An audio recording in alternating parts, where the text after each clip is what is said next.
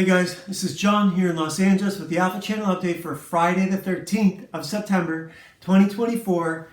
And before we get to sync number 2, I mentioned something yesterday that I didn't want to review new indie comics. But that doesn't mean I don't want to promote them. I kind of feel like these reviews are, sometimes from my perspective, and if I review an ongoing series, I'm mostly a writer, so whatever I say is probably going to rely on or going to be directed toward the plot, toward character development. I'm not going to criticize art unless it's really bad.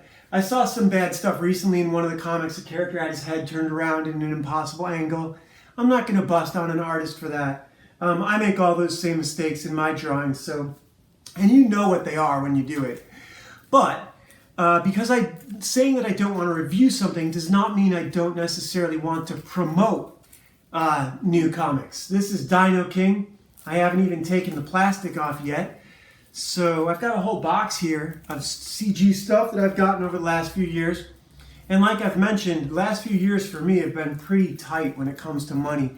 Sorry, I'm looking around for a knife. So I do want to promote these books. I think you can still get this Dino King. I was online when John and Ethan were promoting the first one, and I completely just brain farted on getting it. And I had to get the second printing the next day. I have seen the first printing on eBay for like $500. But so here's Dino King, Age of Extinction. I haven't even opened it, but I've got it, and I can't wait to read it. It's really big, so I've just been doing, these little floppies lately. But I want to show you guys all the stuff I've got, so let's go through some of it. Fiendish, still in the plastic. 2.5, not 3, not 1. Oh, and this is...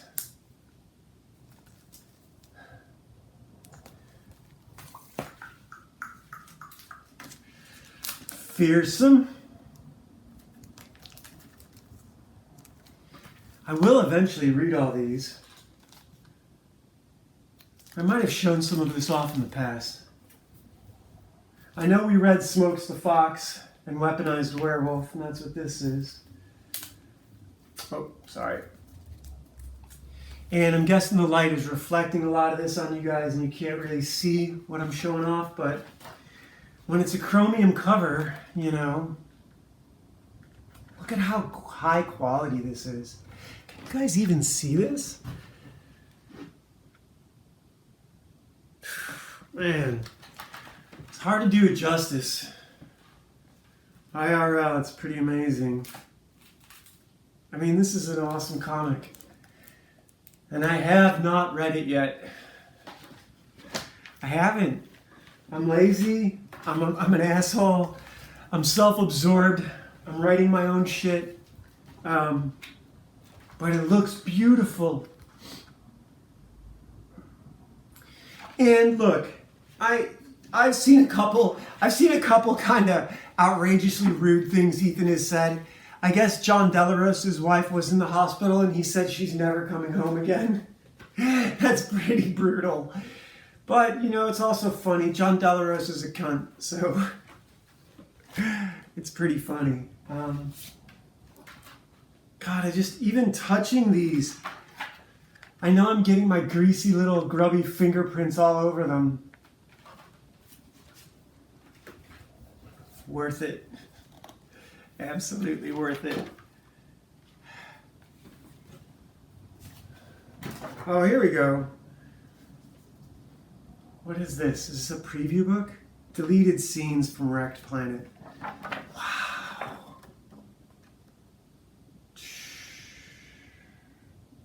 How can I read this without just being stuck on the art? Cyberfrog. Fearsick Horror. Ooh, I love the back on this one. Every page. Just We're only like halfway through the box.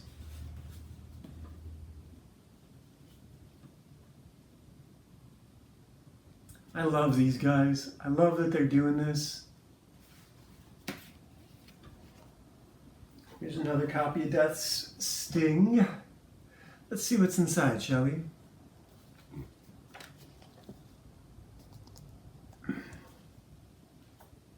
Wow. You know what I think I will do? I think I will read these and pick something to promote while reviewing the other stuff. Oh wow, Cyberfrog art of John Malin. I didn't even know I had this.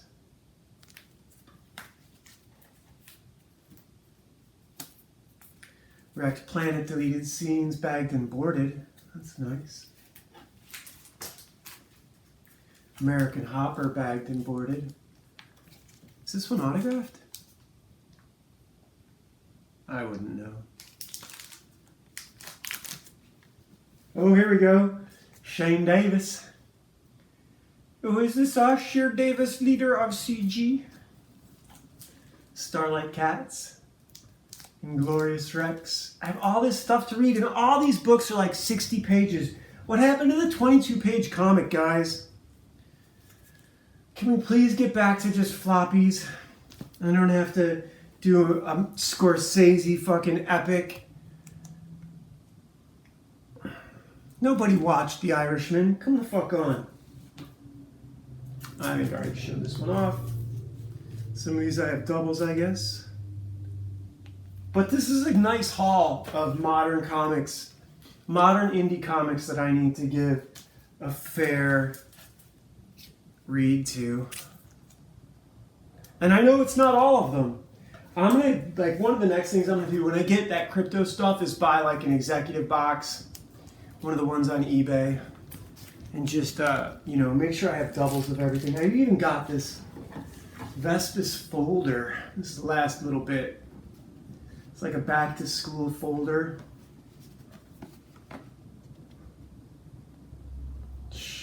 Man, it's so cool. I love this stuff.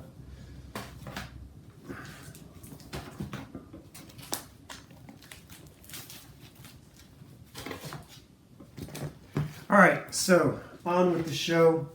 We opened up Dino King. Let's see, give you guys another taste of this book, huh?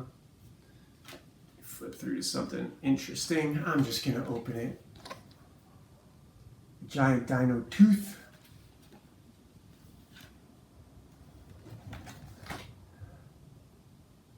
This is a heavy book, you guys.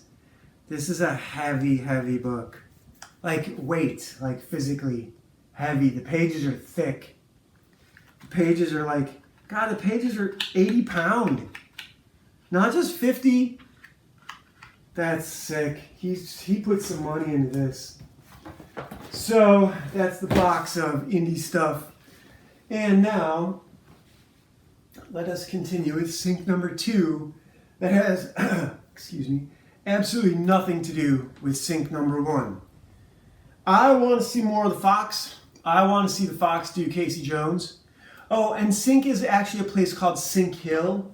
That's why they showed these signs in there a couple times. Like I think this is like a street sign thing. I know it's in here. I saw it in, yeah, this. I think that's the Sync Hill area because it's also in here. More than once. It's like their logo, you know? And, yeah. That's like so Sync Hill is like an area like what MacArthur Park would probably be in LA. One of the first places I lived in where my rent in the mid 90s was like $250 a month. And it was just a room in a house. It had shared bathroom, shared kitchen. Yeah, I lived there for a while. But, so this one is sync number 2. This couple's got a problem, and they've called someone to solve it. You see this lady on the cover. I don't remember her name. I think it's Sarah, maybe? I don't know. But they call her, and she shows up, And she is a Stephen King. She's a cleaner. Stephen King played a cleaner in Sons of Anarchy. There was even a TV show about this. And that movie, Bridget Fonda had Harvey Keitel played the cleaner and show up with a bunch of acid and get rid of bodies. So this girl shows up and she's going to get rid of a body, and she needs them to show it to her. And this couple had been playing games and brought another guy home from the bar. And halfway through some sexual misadventures, the husband decided he was the jealous type, and he fractured this guy's skull. And so the body's just lying there. And she agrees to get rid of it. And as she's trying to get rid of it, the body in her van wakes up, or in her vehicle, because he's not dead. And so she now has to decide what to do with him. And he is severely wounded. He can't run. He's basically, he's screwed. He's her captive because he can't escape. And she tells him they're having a conversation. They drive out to a spot where she knows she can keep him safe or whatever. Or first they go visit these guys, I guess, at some location, like some underground sort of, whatchamacallit, I don't know.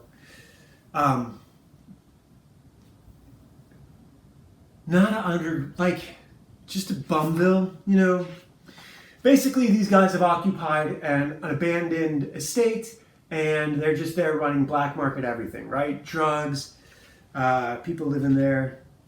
She takes him out to, that's these guys.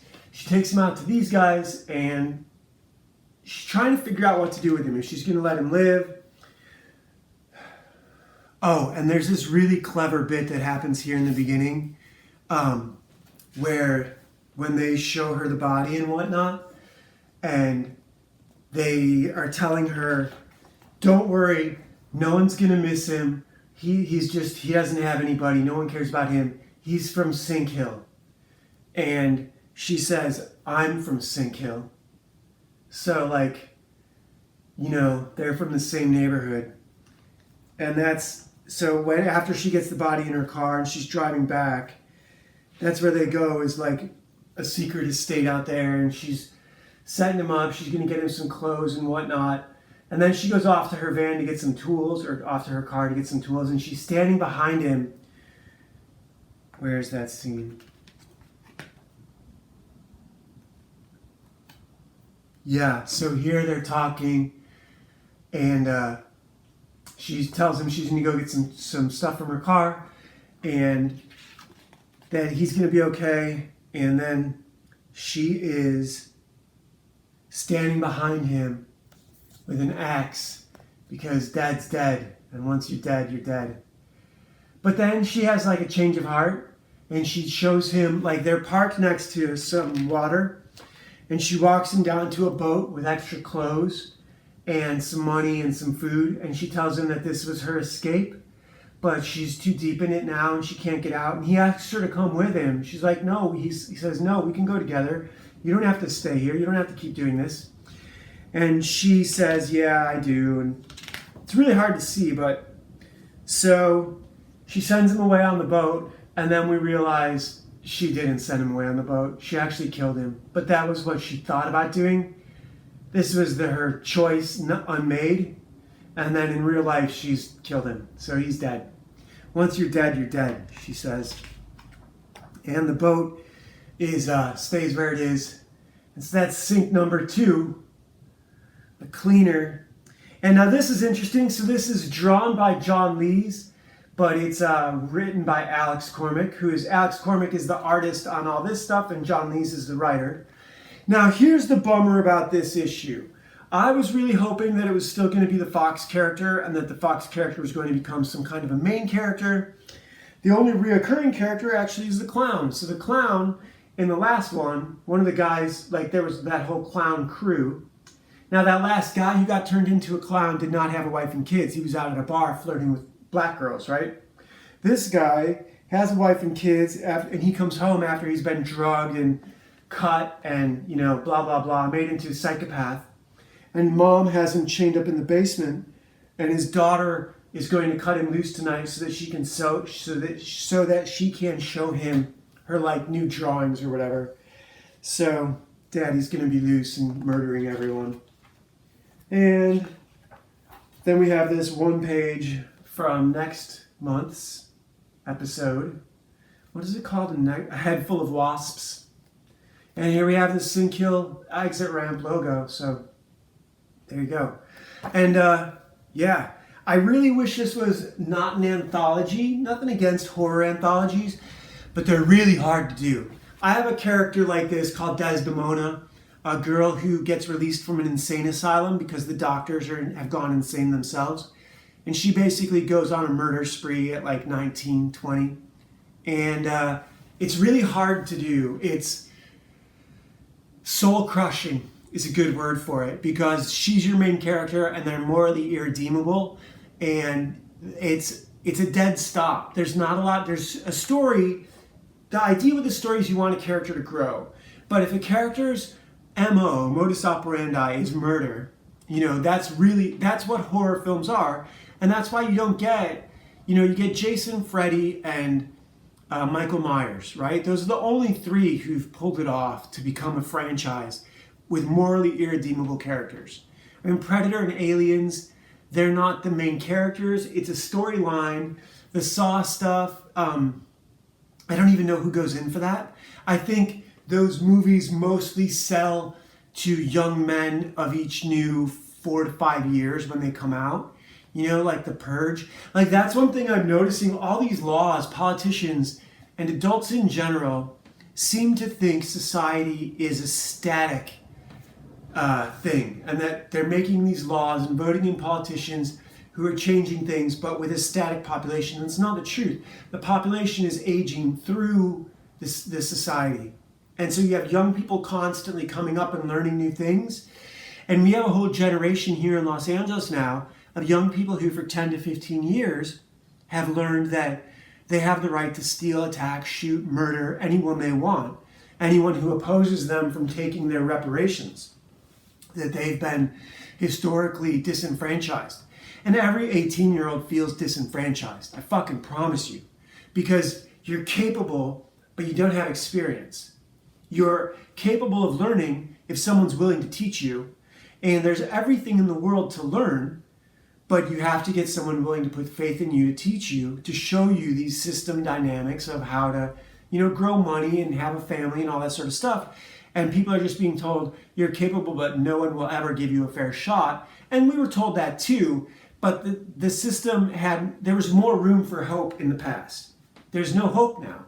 Hope has been deliberately, we're in a polycrisis, so things like hope are deliberately removed from the equation, and you're supposed to operate without it.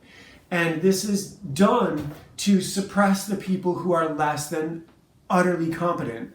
To be utterly competent today, there's a R.A. Heinlein meme going around where he says, you have to be good at cooking, you have to be good at farming, you have to be good at sewing your own clothes, or something like that. He's like, you have to be good at everything. Specialization is for insects. And that's the concept of the Renaissance man. You need to be able to fix your own vehicle, you need to be able to care for your children, you need to be able to teach your children French or Latin or any of the fundamentals. You need to be a whole man. You need to be competent in as many fields as possible. And that is an ideal way to live. That's how you find your limits. That's how you discover what you're good at. You discover your natural talents.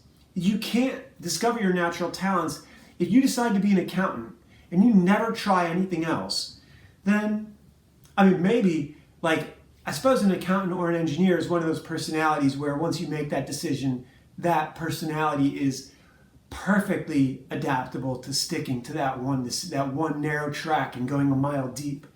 I don't think that's the way to live. I think you want to have as many tracks as you can, as deep as you can, preferably like a giant scooped out bowl or a giant square of all the things that you can do and learn them as well as you can.